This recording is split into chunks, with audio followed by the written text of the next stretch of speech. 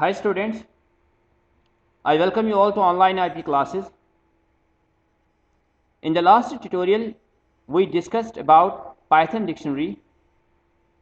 We understood what is Python dictionary and how Python dictionary is created and accessed.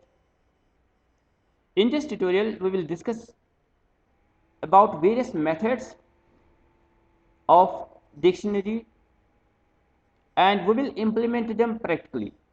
So let's begin with it. We will open and Python ideally and start implementing the methods of a Python dictionary. We open a Python ideally and start writing coding for the dictionaries. For example, let us create a dictionary as DICT dictionary.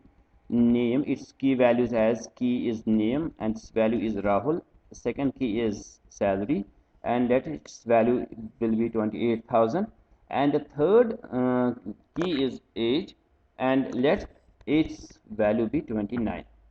For example, if we want to add one more element, there's a key value here to an already existing dictionary, that is DICT1.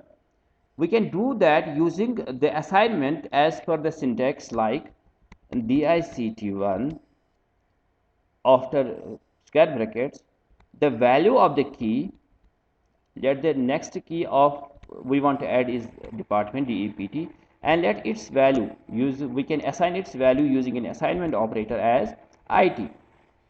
For example, if we want to add one more element to an already existing dictionary DICT1, then this can be done using DICT1 square brackets, then the key we want to add to an already existing dictionary, that's the DEPT, and we will assign a value to it. But keep in mind that the key being added must not exist in the dictionary and it must be unique. If the key that we have added already exists, then the statement will change the value of the existing key and no new entry will be added to the dictionary. Let us run this. Since there is no key as DEPT, then a new element will get added to it. Let us print the value of the dictionary and we will save it, we will run it. Yes, the value is name Rahul, salary 29, and the new element, that's the key department and its values IT, gets added to an already existing dictionary. The second method is if we want to update the value of any key, so this can be done. It is similar to what we did just now, that is we can change the value of an existing dictionary similarly by using an assignment operator, like we want change, for example, the value of key age from 29 to 31, for example. This can be done, the key DICT and the key that whose value we want to change, we want to update. Now then let's keep it as 32. Let's just print it. Now the new value of age key will be 32. We'll save it, we'll run it. Yes, the new value of age is 32.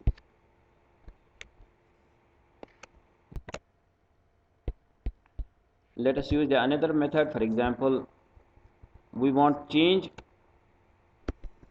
For example, if we want to delete elements from a dictionary, there are the two methods for deleting elements from the dictionary. One method is known as del, delete. For example, delete. Which key value we want to delete from the dictionary DICT1? Delete salary. Salary means the key salary will get deleted, the element salary and its associated value will get deleted from an already existing dictionary DICT1 using a del command. For example, let us print it and see its result. We will control S. The salary key value has been deleted. The salary key value element has been deleted from a dictionary DICT1 using a del command. There is another method for deleting a value from an element. That method is known as pop method, and it is used like this. The other method for deleting element is a pop method. The syntax of a pop method for deleting an element is like this: dictionary name dot pop method, and the key we want to insert, we want to delete. For example, we want to delete age key element from a dictionary DICT1. When we print it, let us print it.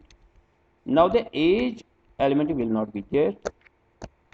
Get pop means deleted. Let us run it. Yes, there only the two key elements are there. One is name and second one is salary. We can check for the existence of a key. The two members of operators in and not in are used to check whether a key is present in a dictionary or not.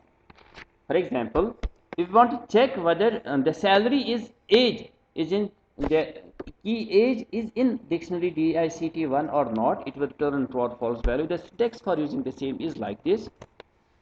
The syntax for checking whether the element is in the key is in the dictionary or not. For example, we want to print age, the key age, whether it is in DICT1 or not. It will return, if it is present in the DICT1, it will return true, and if it is not present in there, it will return false.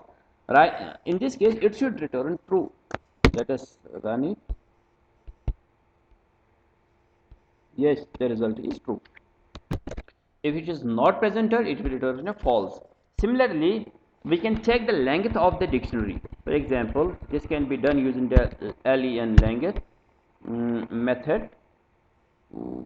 Length of DICT1 will get printed. Right now there are 1, 2, 3 elements within the string, so the output should be 3. Let us run it. Yes, the output is 3.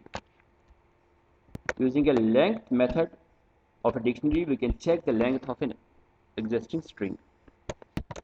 There is another method known as get method, which is used for returning the value associated with a key. For example, we want to print dictionary DICT1 dot get. What we want to get? We want to get the value associated with the name key.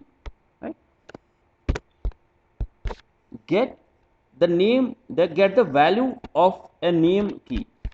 If we run this, the Rahul should be the output. Rahul is the output. There is another method known as items method. This method returns all the items in a dictionary as a sequence of key value tuples. Note that these items are not returned in a particular order.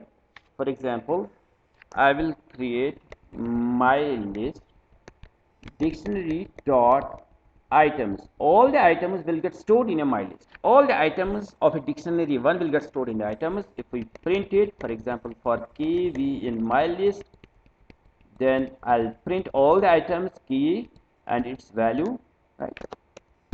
Key and its value. Let us run it. Let us save it and run it. Then all the items of that particular list will get printed. But keep in mind that items method will return all the items of a dictionary, and it will get assigned to a my list. Hope you have understood all these small methods for the dictionary manipulation.